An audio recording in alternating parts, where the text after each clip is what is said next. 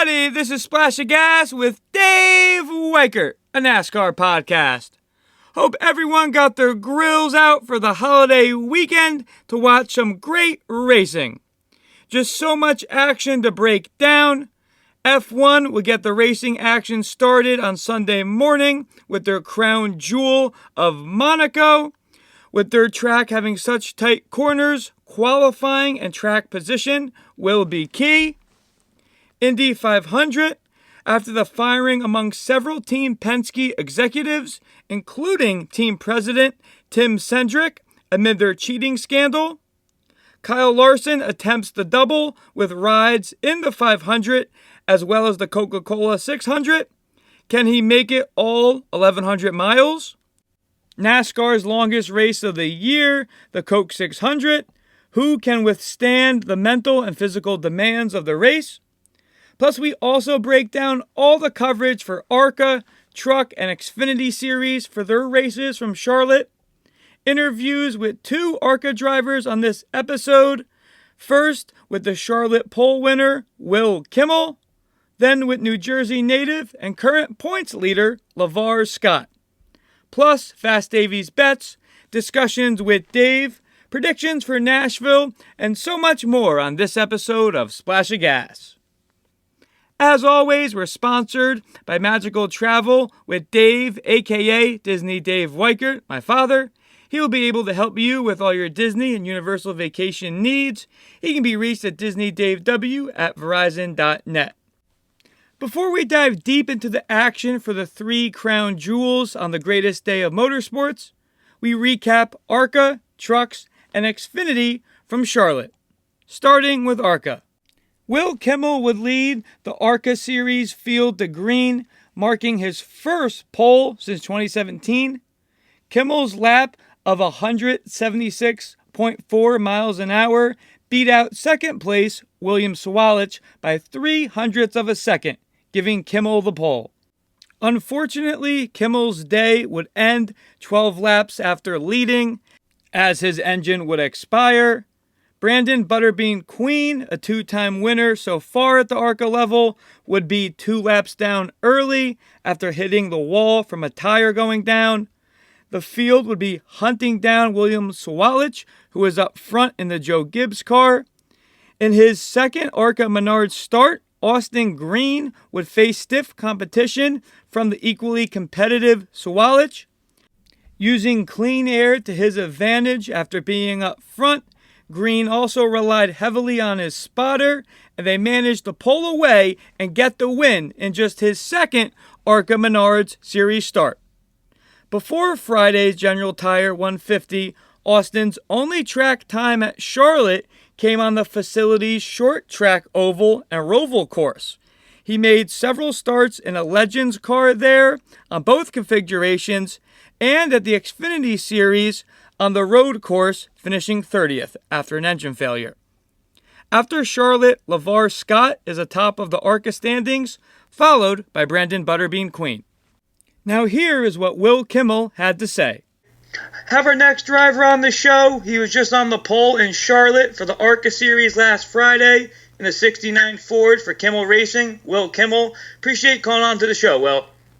Yeah, appreciate you having me on. Yeah, of course. Of course, you're no stranger to the ARCA Series, running Kansas and Charlotte so far this year, but this was your first pole since 2017 at the DuQuoin State Fairgrounds. What did the pole mean to you and your family-run team? That's huge, with who we're racing against in the ARCA Series, and the money behind those teams with the technology and stuff that they have. It's big. I was pretty happy to be able to back up our practice time.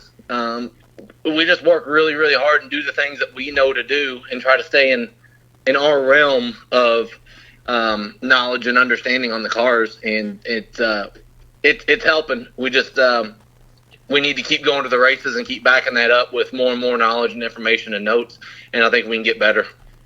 Gotcha. Appreciate you touching on that. I'm sure Friday was a roller coaster of emotions, but when the green flag dropped in Charlotte, what was your mindset, and how was it feeling leading laps? Full send. Get away from the 18. Gotcha. Because they're fast, man. Like the 18 and the 28. If you've been watching in the ARCA races, Yeah. it's the 18 or the 28, and then the rest. So it's just those guys have phenomenal long run speed, and I didn't. I kind of knew that I didn't, but I didn't care. I was just going to run it. I was going to run it in the ground and try to make it to lap 50, and then fix whatever I needed to fix, and go after it again. Gotcha. Sounds like you were ready to go. Your day didn't go as planned. You mentioned on the broadcast that you thought it was a broken valve spring that ended your day. Have you and your team had more time to look into that since Friday? Valve springs are good. I can't find a lifter right now, so that's not ideal. Obviously, a lifter is part of the valve train that rides on the cam, and I had a push rod sitting up next to a rocker arm. So luckily, we didn't drop the push rod, and the rocker arm kind of caught it, and it was off to the side. So I'm not sure if we had a cam failure or a lifter failure at this point, but it's going to be one or the other. Okay, gotcha. Appreciate you going over that. Hopefully it's not too bad of a fix. With Kansas and Charlotte not ending as planned, as a driver, how do you regroup for the rest of the season? And when will we see you back in the ARCA seat? Well, so Kansas, we were only planning to start in park. So I was just going out there strictly to gear up more myself for Charlotte, because the intermediates, you almost run wide open at those places now. Okay. The way you drive the car is extremely unnatural. So I was going there, and just to take care of Miguel, we wanted to make sure that he had a good night, which he did. Finished 11th. Well, our next venture will be, probably for myself, will probably be Salem in the ARCA car right now. We've got some things that are going to come out next week about some races that we got going on with another driver that we'll announce shortly. But that's the plan right now. Okay, all right, gotcha. I appreciate you touching on that. Last question. I'm a big supporter and fan of local track, short track racing. Not to age you, but you've been racing at Salem for a long time with numerous track championships. What has Salem meant to you in your career, and what's your current take on the pulse of short track racing? Man, Salem's just always been special. I was being shoved around there inside a tire when I was like 3 years old in the infield, So tons of laps there. My grandpa went over the wall in a sprint car in '63, and he was one of the few to survive that ordeal.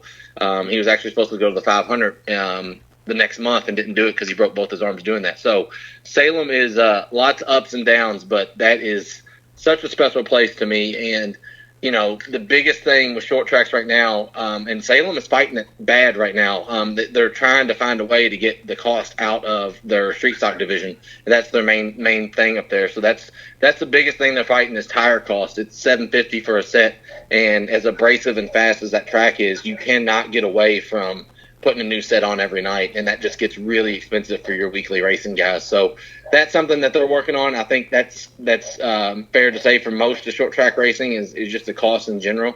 So hopefully there's an answer to that for them. But aside from that, that's some of the best racing you'll see. 10-4. Agree myself. I appreciate you touching on that. Thank you so much for your time, Will. Hope to talk to you before the end of the season. Okay, no problem. Thanks for having me. Yeah, of course. Thank you. See you.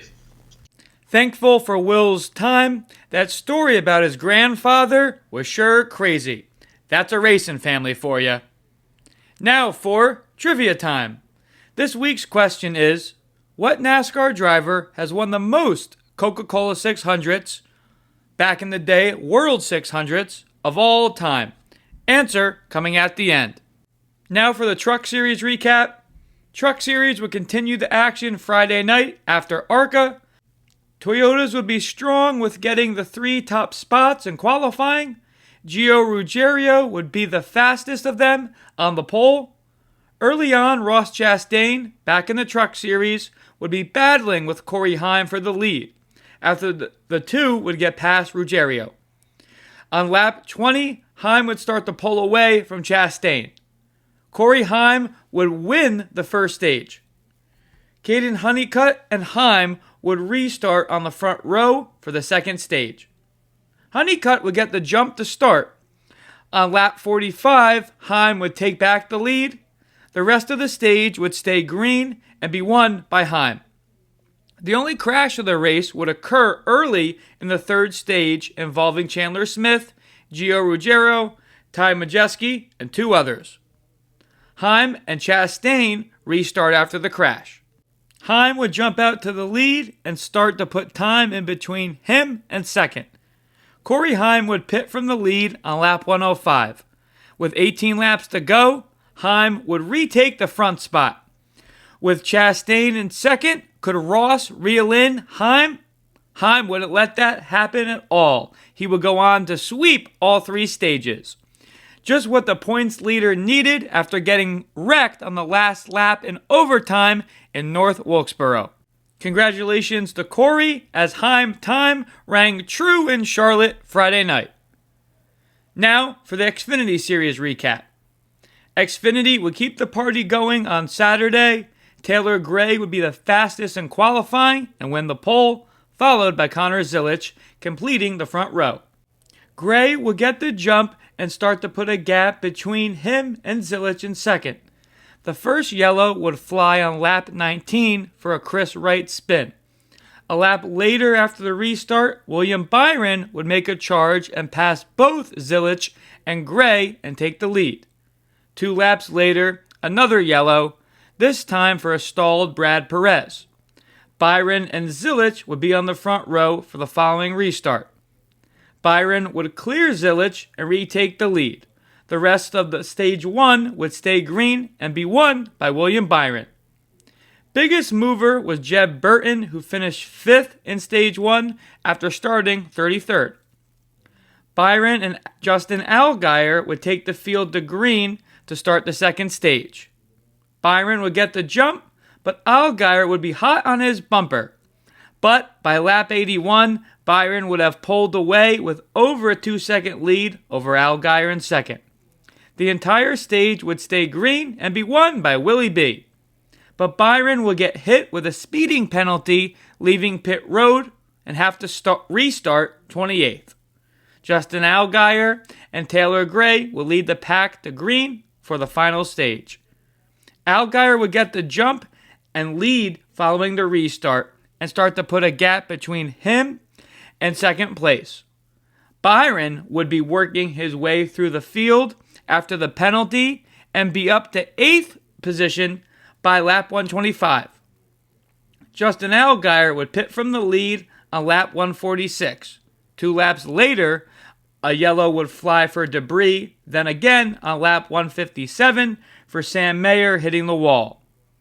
Allgaier and Harrison Burton would restart.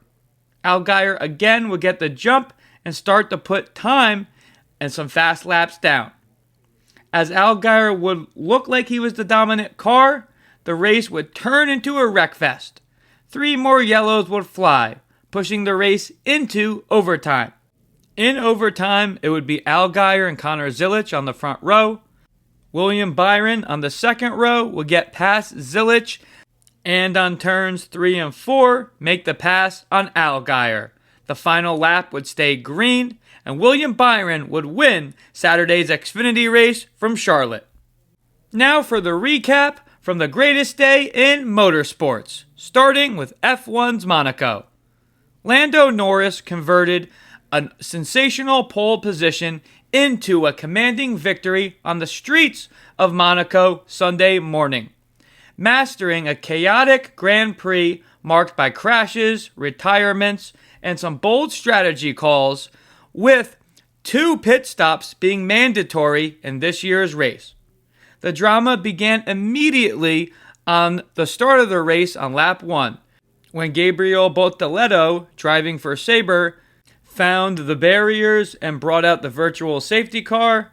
The early interruption neutralized the start, but did little to disrupt Norris, who maintained control at the front. On lap 9, again chaos returned when Pierre Gasly suffered a heavy crash that severely damaged the front left of his Alpine car. With no brakes, Gasly limped back to the pits, scattering debris across the track, prompting concerns over the track condition. Despite the damage, The incident did not lead to a full safety car coming out. The race settled into a rhythm until Fernando Alonso pulled off track and had to retire on lap 39, bringing an early end to his afternoon in his Aston Martin. At the same time, key contenders Carlos Sainz, George Russell, and rookie Kimi Antonelli had yet to make their first pit stops, gambling on track position. George Russell's afternoon worsened when he was hit with a 20-second drive-through penalty, severely compromising any of his chances of a podium or a top 5 finish. Late in the race, Max Verstappen was hoping for a late race crash, but had to take his second pit stop late when the strategy didn't pay off. Rejoining the track in fourth, he was able to recover and convert his gamble. Now at the front was still Lando Norris, that remained unchallenged. The McLaren driver expertly managed his pace and tires to a historic win in Monaco, solidifying his status as a championship contender this year. Lando Norris won the Monaco Grand Prix from the pole and closed the gap to his teammate in the Drivers' Championship to just 3 points. What a day in Monaco. Now for the Indy 500 race recap. Rain would slightly push the start back for the 500, and drama would occur even before the race started. Drivers would be pacing the field before the start. Most would be swerving left and right, as usual, warming up their tires. Then the unthinkable happened when the Scots struck. Scott Dixon and Scott McLaughlin would touch, sending McLaughlin into the wall, ending his day before it even started. Very bizarre and heartbreaking for a veteran like McLaughlin. More drama even before lap 1 was completed. Marco Andretti on the first lap would be an incident, ending his day. Once the race would go back green, Takuma Sato would take the lead, followed by Pato O'Ward. On lap 20, the yellow would come out again for light rain. It wouldn't last long though. Some would come into pit and some would stay out. Alexander Rossi would stay out and restart on the lead, followed by Christian Rasmussen. The two would exchange the lead several times, but Rossi would prevail. Rossi and the others that didn't pit earlier would give up the lead, pitting on lap 43. Sato would again retake the lead. The second pit cycle would start on lap 61, with most of the field pitting. Sato would be the fastest leaving the pits. David Malukas would be following. On lap 75, when pitting, fire would break out on Rossi's car, ending his day. He threw his gloves in frustration. More pit road issues would occur, this time when entering the pit. The 18 of Rinus Vikli would crash, bringing out the yellow on lap 81. Under the yellow, rookie and pole sitter Robert Schwartzman would slide his car on the colder tires and brakes and would hit the pit wall, taking out several members of his pit crew. This would end his day. Staying out, Ryan Hunter-Reay and Devlin DeFrancisco would be first and second. But not even a lap in. On lap 92, Kyle Larson would get into a crash, also involving Stingray Robb and Kiffin Simpson. This would end Larson's day and his chance in completing the full 1,100 miles in his second attempt at the double. With 90 laps to go, Devlin DeFrancisco would restart the pack to green. With a great restart, Connor Daly would move into second. After starting from the rear, Joseph Newgarden would be in ninth. DeFrancisco would have to pit, giving the lead to Connor Daly, with Malukas in second. With 68 to go, Takuma Sato and Helio Castroneves would pit. A lap later, the leader, Connor Daly, and many others would pit as well. Alex Palou, followed by Connor Daly, would be the fastest of the cars that pitted. Ryan Hunter-Reay would still be at the lead, but needing to pit. Couple laps later, Daly makes the pass on Palou. 63 laps to go, Joseph Newgarden's attempt at 3 Indy 500 wins in a row would end as he sits on pit road going laps down.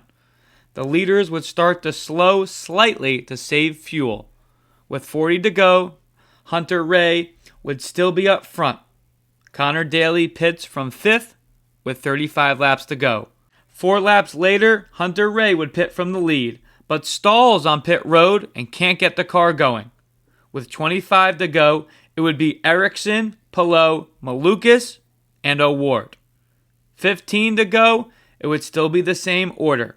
A lap later, Palou would take the lead from Ericsson. 3 to go, Palou still up front. Final lap, Palou would hold off Ericsson. A crash in the back of the field would fly as Palou exits turn 4. Alex Palou wins his first Indianapolis 500 and drinks the milk. What an exciting race. Congratulations to Alex and that Chip Ganassi team. Now for the Coca-Cola 600 recap. The longest race of the year would get underway Sunday night for 400 laps around Charlotte Motor Speedway. Chase Briscoe would be on the pole after being the fastest in qualifying. William Byron and Chase Elliott would get past Briscoe early. Then by lap 12, Kyle Larson would make a charge to the lead. It didn't take him too long to get comfortable back in the stock car. But on lap 41, Larson was spin from the lead, bringing out the yellow, and most of the field would pit. Byron and Reddick start on the front row for the restart. Byron would get the jump and retake the lead. Second yellow of the race would fly on lap 97 for Alex Bowman, sliding through the infield grass. Stage 1 would end under yellow and be won by William Byron. Byron and Tyler Reddick are on the front row to start Stage 2. Again, Willie B would get the jump. The yellow would fly early in the second stage with the incident involving Connor Zilic, Jimmy Johnson, and Cole Custer. The same pairing of Byron and Reddick would restart the field again to green. Denny Hamlin would eventually get past Reddick for second. Around lap 154, the next pit cycle would start. After the pit cycle, Byron would return to the lead, followed by Reddick. Hamlin again would get past Tyler Reddick, but Byron would have over a 7-second lead over Hamlin, and William Byron would win the second stage. Typically, the Cup Series races are split into 3 stages. But with the Coke 600 being the longest race of the year, NASCAR breaks it into 4 100-lap stages. Denny Hamlin and Byron would start up front for the third stage. Like he was doing all night, Byron would again take the lead. Having a solid night so far, Carson Hocevar would be in third. Yellow would fly on lap 238 for a hard hit taken by Zane Smith. Same pairing of Hamlin and Byron would restart. Denny would fight hard on the side draft, but Byron would eventually pull in front. It wouldn't last too long before a big wreck started with contact between Daniel Suarez and Ryan Blaney, then collecting Larson and Austin Dillon. This would end Kyle Larson's day as he wrecks out of both the Indy 500 and the Coca-Cola 600. Same thing on the next restart, and again, Byron is leading. Another driver having a great night is AJ Allmendinger, who is up to 5th. This time, Hamlin would get past Byron and take the lead. With 10 laps to go in the third stage, Byron would reel in Hamlin and take the lead back. As the laps of Stage 3 counted down, Byron and Hamlin would be fighting at some points door to door. Byron would prevail and win the third stage. Everyone would pit after Stage 3. Denny Hamlin would win the race off pit road, followed by Carson Hocevar, and restart the pack for the fourth and final stage. William Byron would restart on the second row. Caution would fly on the first lap. Heartbreak for Hocevar as his engine blows up on the restart. Ryan Preece would hit him as he slowed, sending Carson spinning. Hamlin and Byron on the following restart. Byron would fend off Hamlin and again take the lead. Ross Chastain would fight off Tyler Reddick and move into third. With 72 laps to go, Hamlin would take the lead from Byron. With 65 to go, Byron would repay the favor and take back the lead. The final round of green flag pit stops would start with 58 laps to go by Austin Dillon. Byron and Hamlin would pit with 52 laps left. Byron would win the race off pit road. Ty Gibbs would stay out, but it wouldn't pay off. Byron would retake the lead with 38 to go. With 24 laps to go, Ross Chastain would get past Hamlin for second. 14 to go, Chastain would be hot on the tails of Byron. Hamlin, who had an issue refueling on the final pit stop, would run out of fuel and have to pit with 12 to go. 6 laps to go, Ross Chastain would take the lead away from William Byron.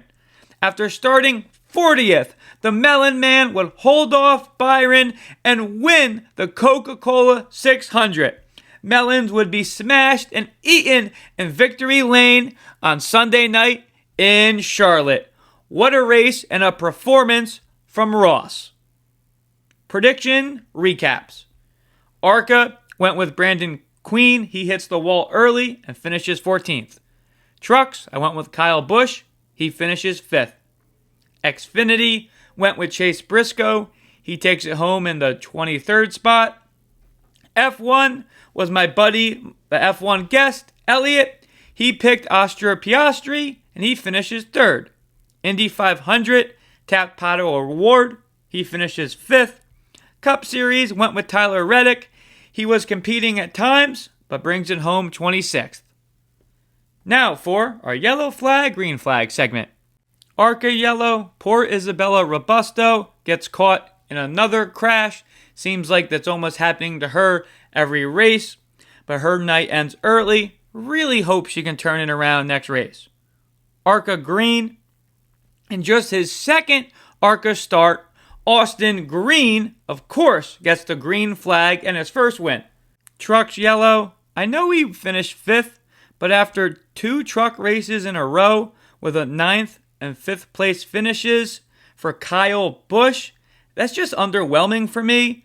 Expecting more from him at the Truck Series level. Yellow flag, trucks to Kyle Busch. Trucks green, shout out to Caden Honeycutt, who brings it home P3 Friday night. Xfinity yellow, tough day for Chase Briscoe in the Joe Gibbs 19 car. He finishes 23rd. Xfinity green to Ryan Ellis. He finishes 8th. A great top 10 for that team. F1 yellow, Pierre Gasly, who wrecked out on lap 9. F1 green, the man on the pole, Lando Norris, will convert that into a win in Monaco. Indy 500 yellow, Scott McLaughlin crashes his car before even running a single lap. It was a freak accident though. Indy 500 green, Alex Palou wins his first Indy 500. Congratulations, champ. Cup Series yellow, Carson Hocevar's engine. He was having a solid night up in the top 3. Engine blows on the restart for the final stage. Cup green, the crew of the number 1. After Ross crashed in practice, his team stayed late in the garage on Sunday to get the backup car ready. And boy, did that pay off. This takes us to our second driver interview of the episode, Lavar Scott. We bring our next guest onto the show, the 2024 ARCA Menards Rookie of the Year, fellow New Jerseyan, driver of the number 6 Chevy for Rev Racing in the ARCA Series, Lavar Scott. Thank you for joining the show, Lavar. Thank you. Thanks for having me on. Yeah, of course. Coming into Kansas, you have been strong and consistent through the 3 previous races, P4 at Daytona, P5 in Phoenix, and P6 in Talladega. What has been the key to your success so far in 2025? That's a great question. I think the key to our success is just knowing that we have a chance to go and run inside the top 5 every week and having that confidence. And then when you have confidence in a good team around you, the standard's already set, and so I go there and do it. And with that, we're able to be consistent because we know we don't need to be running in the 8th, 7th, 6th, 5th area. You really want to be running for wins, but if you don't get the win, you still can fight for the top 3s and top 5s, and with that just comes consistency and not making any stupid mistakes that can take us out. If we know we have a 5th place car and we have a few cars trying to pass us, and if we're racing really hard, we can get wrecked out. Just be smart, whatever move I make, and with that can come top 5s. All right. Thank you for touching on that. Kansas was the first race of the year where qualifying didn't get rained out. You qualified 7th. How was the car feeling?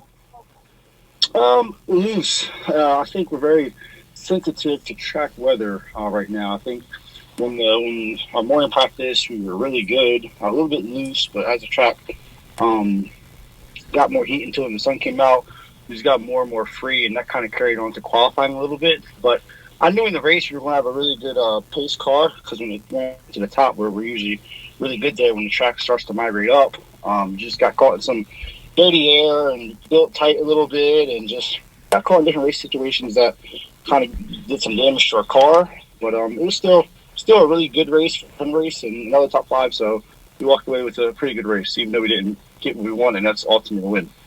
Gotcha. Yeah, heard on the radio during the broadcast that your car was a little tight. Did your team make any changes, and what was your mindset as the race went on? Yeah, I mean, I knew, so I was pretty happy that at that time the competition caution was going to come out pretty soon. But we got caught in something happened with our fuel system and started losing fuel pressure, and so we had to worry about fixing that on pit road and really couldn't make the car better. And that kind of just carried into the second and third stage and built tighter and tighter and tighter, and just wasn't able to really do what we wanted during those breaks. All right, 10-4. Appreciate you touching on that. Several yellows at the end, the last one forcing that overtime. What was your plan on the final restart, and how did that 5th place finish feel? Honestly, my plan was I really wanted to do something to at least try to get a top 3, because with that, I feel like we're so air sensitive. If you find a way to get in some clean air while they're racing around, you could easily make up some positions. But if you watch the restart, I think one of the BMS cars had a really bad start and kind of stacked up our whole lane. And I think it was the 20, yeah. Yeah. And I didn't want to pull out of line because I didn't want to get the restart penalty. So I kind of just checked up and stayed behind them and wait for him to gather it up. And we lost some pace and speed there. I think that could have helped us to try to get that top 3 or fight for 4th or 2nd place finish. Who knows? But we still were able to gain a position. We restarted 6th, and Kimmel was 5th. But I think that didn't happen. We could have had a chance to be better. So kind of sucked on our end. But I'd rather that happen than to make the move and get a restart penalty. You know? Yeah, no, 10-4. Appreciate you going over that. Last year in the General Tire 150 from Charlotte, you finished 5th. Going to be going there in 2 weekends. Any goals for Charlotte, and what will your game plan be? The goal is definitely to win. I know the past 2 years, my teammate and with the crew chief Gwen Parker that I have now, they've been really fast. Qualified 2nd, qualified pole last year, and me and him were able to. We both were on the. We started on the outside pole once that race, so we definitely had the speed to be up front and race with those guys. We just have to go there and just do our jobs and make sure no dumb mistakes kind of take us out of that. I need to do my job inside the race car, and do the job with obviously building a good car that stays together. Then we get to the track, no dumb mistakes on my end, on the team end, that kind of take us out of what we know we can go there and do. Gotcha. Awesome. Thank you so much. Last question, being from New Jersey, I kind of know the answer because you're from South Jersey, but pork roll or tail ham? I'll say pork roll. There you go. Awesome. Yeah. Really appreciate your time, Lavar, and we'll be watching you in Charlotte. Rooting on from Jersey, man. Best of luck. That means so much. Thank you, sir. Yeah, of course. Talk to you soon. As mentioned in the ARCA recap, after Charlotte, Lavar Scott leads the ARCA Menard Series standings. Best of luck to Lavar the rest of this year. Appreciate him and Will Kimmel's time on this episode. Thank you to both. Now for discussions with Dave. First topic, Penske cheating scandal shakedown. How did it affect Sunday's results? In the end, it didn't really affect it too much. Maybe IndyCar caught it before it could have anything. As we were talking, Joseph Newgarden, his attempt at 3 Indy 500s in a row comes to an end with about 60 laps to go. His teammate really isn't able to compete, and Alex Palou goes to win the race. It was him and Ericsson racing at the end. Team Penske really wasn't involved. Was that because IndyCar caught their modified parts? Or did they just have an off day? I guess we'll never know. Next topic on Discussions with Dave, Kyle Larson fails at the double. Last year, it was rain that took away Kyle Larson's attempt at the double. But this year, it was a spin on lap 92 that would end his day at the Indy 500. Larson was entering turn 3, but after watching on the helmet cam, a downshift got him loose, sending him into Stingray Robb and Simmons. As I was saying last episode, and I still believe, Kyle Larson is the best driver to have attempt both. But he just needs more IndyCar seat time, in my opinion.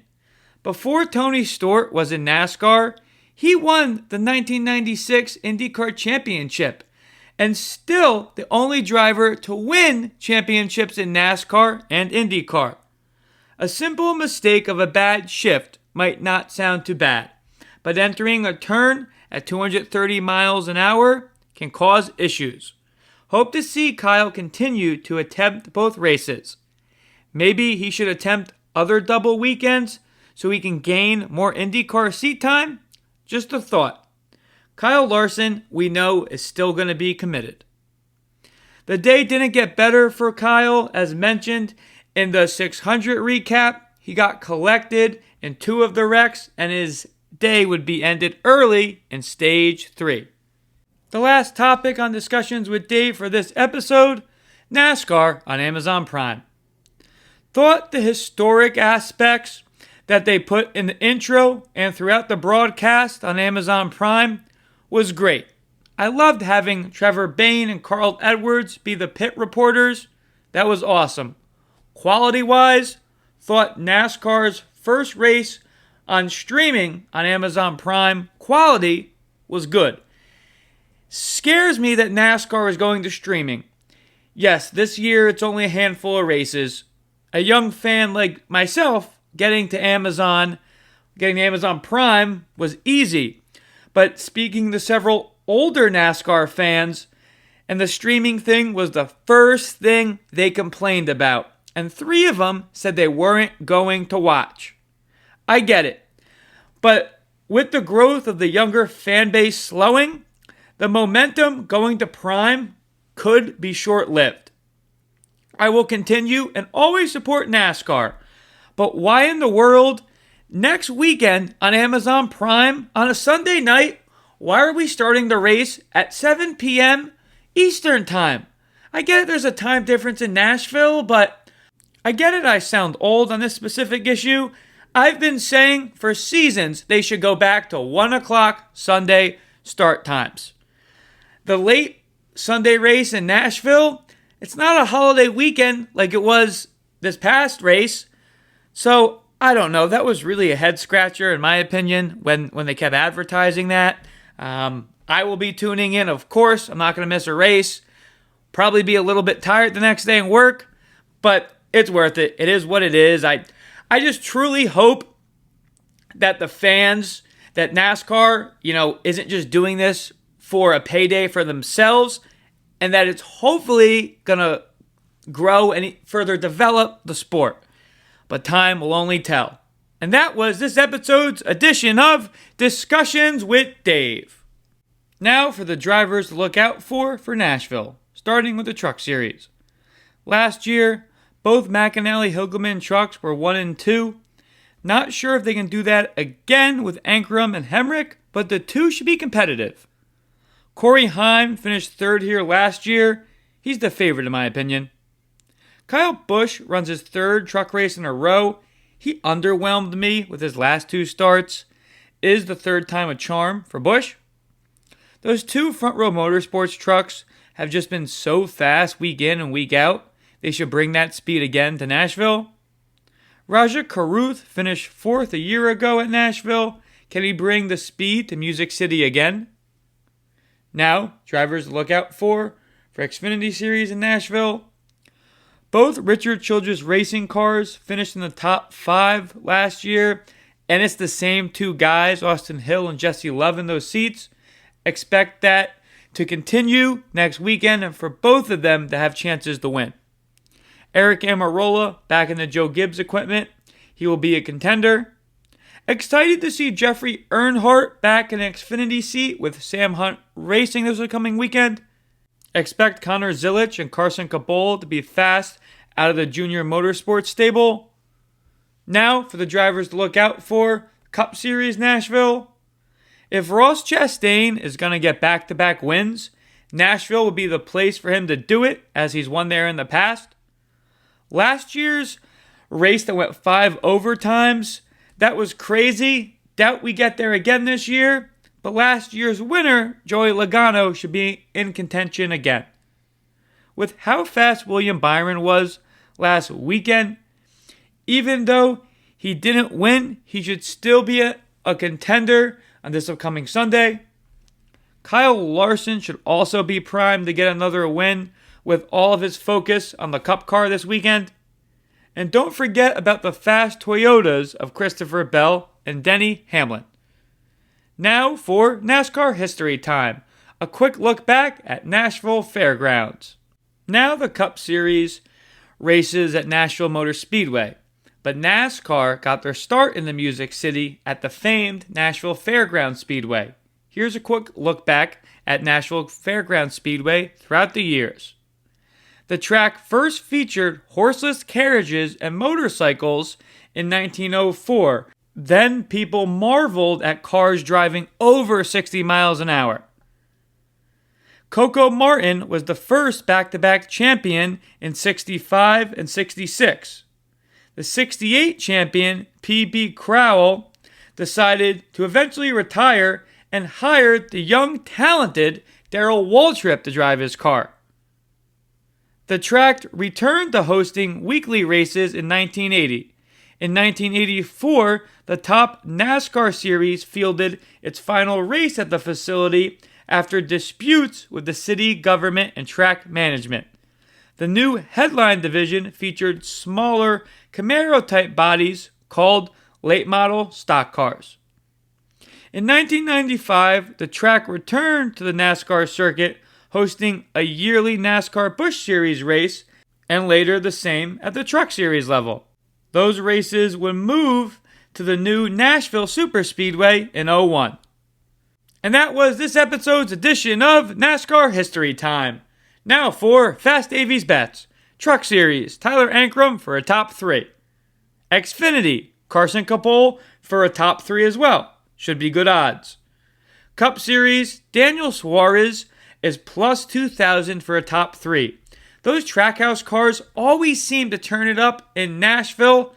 I think that's a one that could be a big payout and at Trackhouse's home track. Now for our predictions. Truck Series, call me a homer, but I'm sorry, I wouldn't be giving my honest opinion if I said otherwise. Corey Heim to win on Friday. Xfinity, Eric Amarola for Joe Gibbs, think he gets it done. Cup, it's a high task of bringing the fastest cars to the track on back-to-back weekends.